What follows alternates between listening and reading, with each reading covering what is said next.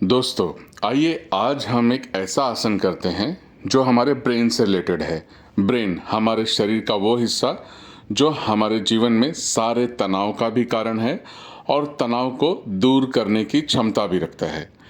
तो एक ऐसा योगासन जो हमारे ब्रेन को सेरोटोनिन रिलीज करने में यानी हैप्पीनेस हार्मोन को रिलीज करने में मदद करेगा और स्ट्रेस हार्मोन यानी कॉर्टिसोल को दूर करेगा। It's a very powerful asana. So let's come and do this asana every day in morning and evening. बहुत ही अच्छा आसन है सेतुबंध आसन।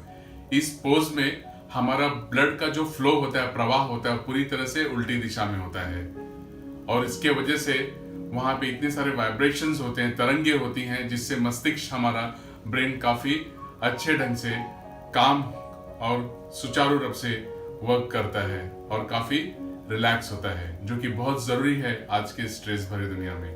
तो let us start the pose Setubandha asana. Mat लेना है और आराम से मैट पे पहले सो जाना है। रिलैक्स, पूरे शरीर को पूरी तरह से रिलैक्स करना है। आप चेक करो कि आपका पीठ, स्पाइन पूरी तरह से एकदम जमीन पे हो, कहीं पे कोई गैप नहीं हो। और उसके बाद अपने दोनों पैरों को फोल्ड करना है और जितना हो सके हिप्स के पास लेके आना है, इस तरह से। और दोनों हाथों से एंकल को, अपने एड़ियों को पकड़ लेना है और इस तरह से सांस को लेते हुए अपने थाइस को, स्टमक को और चेस्ट को जितना हो सके उतना आपको ऊपर उठाना है, ऐसे। और नॉर्मल तरीके से सांस लेंगे। We will have the normal breathing. Inhale, exhale through our nostril, नाक से ही सांस लेना है, छोड़ना है। और जितना हो सके और थोड़ा सा हम स्ट्रेच करेंगे ऊपर की तरफ।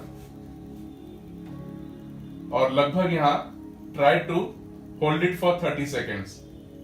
कम से कम जितना आप रुक सकते हो उतना अच्छा है। कम से कम 30 सेकेंड। और उसके ऊपर जो भी आपकी कैपेसिटी है, जिस हिसाब से आप रुक सकते हो, रुकना है।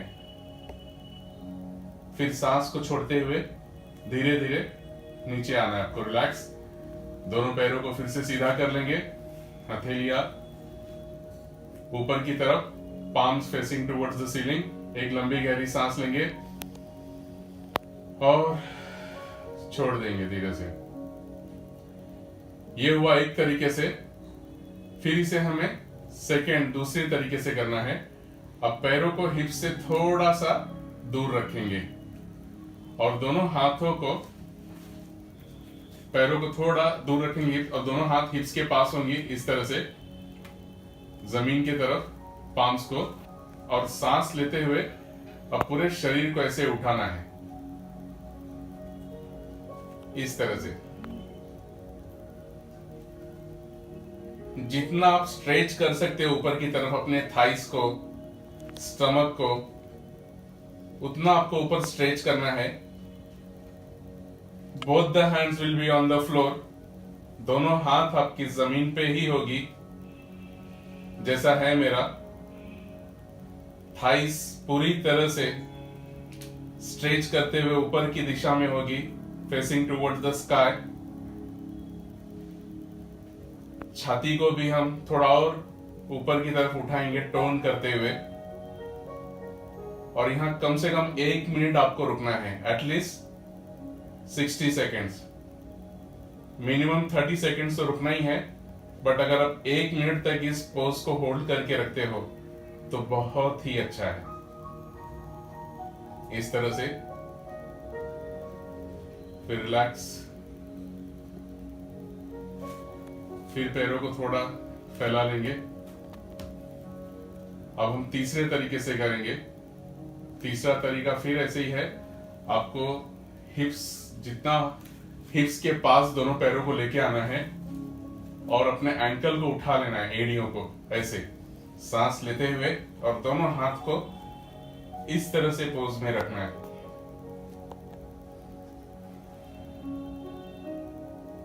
Both the fingers intersecting with each others. दोनों हाथों की उंगलियां एक दूसरे के प्रति लॉक मुद्रा में होंगी और आपको कोई ज्यादा प्रेशर नहीं देना है।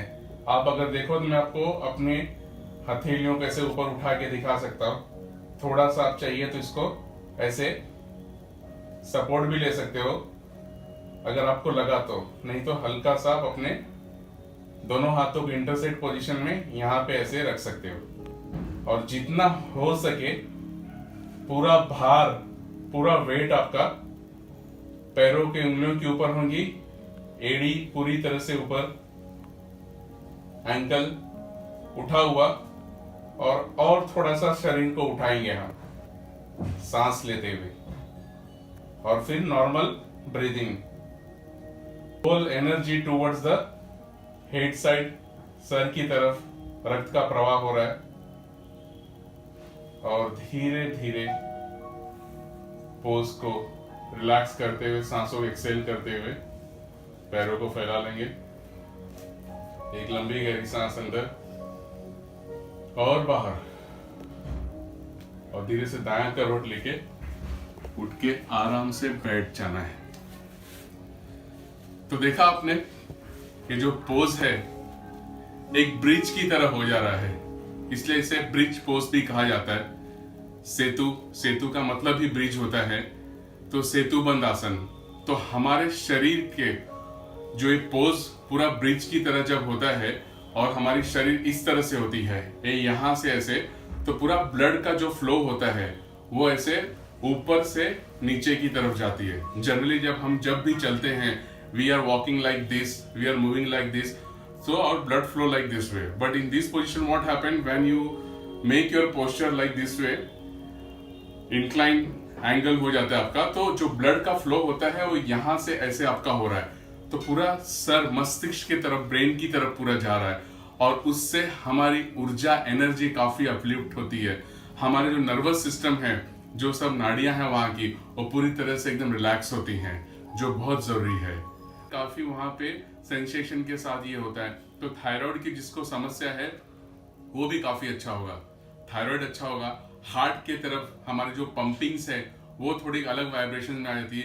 तो हार्ट, थायराइड और ब्रेन, इसके लिए बहुत ही इंपॉर्टेंट आसना है ये सेतुबंद आसन। बाकी फिजिकली अगर मैं बात करूं तो आपका चेस्ट, आपके कंधे, शोल्डर्स, थाइस के मसल्स वो भी बहुत स्ट्रांग होते हैं। So physically also you feel very much strong and आपके जो इंटरनल ऑर्गन्स हैं वो भी काफी अच्छे होते हैं। Take care of yourself. जय हिंद।